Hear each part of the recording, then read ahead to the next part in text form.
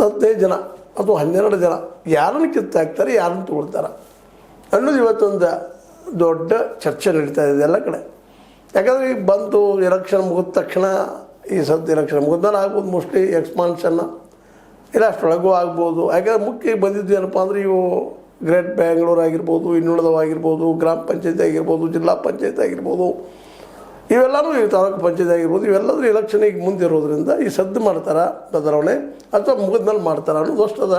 Mostly ಏನಿರ್ತದಪ್ಪ ಅದು ಸಾಮಾನ್ಯವಾಗಿ election ಮುಗಿದ ಮೇಲೆ ಮಾಡುವಂಥದ್ದು. ಇಲ್ಲಾಂದ್ರೆ ಅತೃಪ್ತಿ ಹೆಚ್ಚಾಗಿ ವಿರೋಧ ಮಾಡ್ತಾರಪ್ಪ ಅನ್ನೋ ಕಾರಣಕ್ಕಾಗಿ ಮುಂದೆ ಹಾಕೋದು ಒಂದು ಸಂಪ್ರದಾಯ, ಅವ್ರ ತಿಳುವಳಿಕೆ ಹಂಗದ ಅವ್ರದ್ದೆಲ್ಲ. ತಾನೆಲ್ಲಿ ಚರ್ಚೆಗಳಂತೂ ಜೋರು ನಡೀತಾ ಇದ್ದಾವೆ. ಬೆಳಗಾವಿ ಜಿಲ್ಲೆಯಲ್ಲಿ ಯಾರು ಆಗ್ಬೋದು ಅನ್ನೋದು ಇಲ್ಲೂ ನಡೆದ, ಉಳಿದ ಕಡೆಯೂ ನಡೆದವ. 12 ಜನ ಅದು ಬೇರೆ ಬೇರೆ ಕಡೆ ಇರ್ತಾರೆ. ಯಾರು ಹೋಗ್ಬೋದು, ಯಾರು ಇರ್ಬೋದು, ಹೋಗೋರು ಯಾರು ಇರಲಿ, ಯಾರು ಬರ್ಬೋದು ಅಂದಾಗ ಸಹಜ ಕೆಲವರು ತಮ್ಮ ಅನಿಸಿದ ಮಾತುಗಳನ್ನು ಮಾತಾಡ್ತಾ ಇದ್ದಾರೆ. ಅದರಲ್ಲೂ DK ಅವರಾಗಿರ್ಬೋದು, ಸತೀಶ್ ಅವರಾಗಿರ್ಬೋದು, ತಮಗೆ ಬೇಕಾದಂಥ ಶಾಸಕರಿಗೆ ಅವಕಾಶಗಳು ಹೆಚ್ಚಿಸಿಕೊಡುವಂಥ ಪ್ರಯತ್ನವನ್ನು ನಿಶ್ಚಿತವಾಗಿ ಮಾಡ್ತಾರೆ ಅನ್ನುವಂಥದ್ದು. ಯಾಕಂದರೆ ಇಬ್ಬರು ಸೀಟುಗಳಿಂದ ಗಟ್ಟಿದಾವೆ. ಇವ್ರನ್ನಂತೂ ಈ ಇವತ್ತು PWDಯಿಂದ ಮೋಸ್ಟ್ಲಿ ಇರಿಸ್ಲಿಕ್ಕಿಲ್ಲ.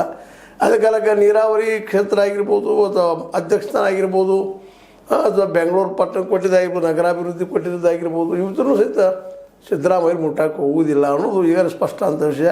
ಯಾಕಂದರೆ ಕೆಲವು ಶಾಸಕರದಂತೆ ಫಿಕ್ಸ್ ಅದ, ಚೇಂಜ್ ಆಗಲಿಕ್ಕಿಲ್ಲ ಅನ್ನುವಂಥದ್ದು. ಚೇಂಜ್ ಆದ್ರೆ ಪವಾಡ. ಉದಾಹರಣೆಗೆ ಸತೀಶ್ ಅವ್ರದ್ದಾಯಿತು, DK ಅವ್ರದ್ದಾಯಿತು. ಅವ್ರು ಚೇಂಜ್ ಮಾಡಿಲ್ಲಪ್ಪ, ನೀ ಸತೀಶ್ ಅವ್ರ ಅಧ್ಯಕ್ಷ ಆಗೋದ್ರೆ ಆಗ್ಬೋದೇನೋ ಇಲ್ಲಂತಲ್ಲ. ಅದಕ್ಕೆ ನೀವು ನೋಡಪ್ಪ ಮತ್ತೊಂದು ಈ ಪೋಸ್ಟ್ ಬಿಡೋಂತ ಅನ್ನೋದಕ್ಕೆ ಇವು ಸಾಧ್ಯ ಇಲ್ಲ. ಅಂದರೆ ಇದ್ರದ್ದು ಏನಪ್ಪ ಅಂದ್ರೆ ಇವರಿಬ್ಬರು ಫಿಕ್ಸ್ ಇದ್ದಾರೆ. ಇನ್ನೂ ಉಳಿದವರು ಇವ್ರ ಜೊತೆಗೆ ಇನ್ನೂ ಇದ್ದಾರೆ 30-35 ಶಾಸಕರೇ.